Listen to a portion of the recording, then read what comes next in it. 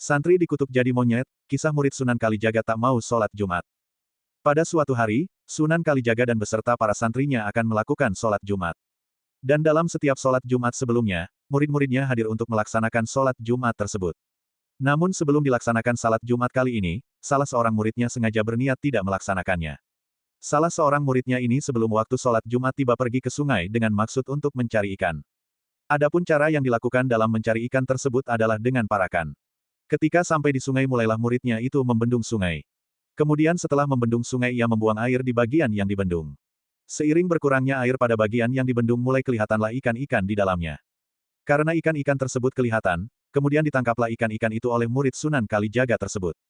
Sementara itu di pesantren, baik Sunan Kalijaga maupun murid-muridnya sudah berkumpul siap-siap untuk melakukan sholat Jumat. Namun ketika sholat Jumat tersebut akan dimulai, Sunan Kalijaga melihat jumlah muridnya yang kumpul 39 orang. Karena muridnya kurang satu itulah pada akhirnya Sunan Kalijaga merasa kehilangan dan kemudian bertanya kepada murid-muridnya yang lain tentang keberadaan seorang muridnya yang tidak terlihat itu. Ketika menanyakan pertanyaan itu, murid-muridnya yang lain tersebut menjawab tidak tahu. Karena tidak tahu itulah Sunan Kalijaga akhirnya menyuruh muridnya untuk mencarinya. Setelah itu dicarinyalah santri yang tidak hadir oleh santri yang disuruhnya. Ketika santri yang disuruhnya menemukannya ia memberitahukan kepadanya bahwa Sunan Kalijaga merasa kehilangan dan memberitahu bahwa Sunan Kalijaga menyuruhnya untuk sholat Jumat.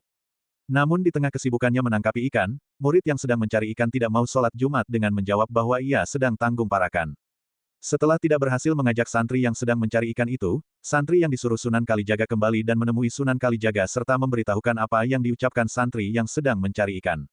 Mendengar apa yang disampaikan santri yang disuruhnya tersebut, Sunan Kalijaga berucap, sholat Jumat masih mencari ikan kaya monyet saja.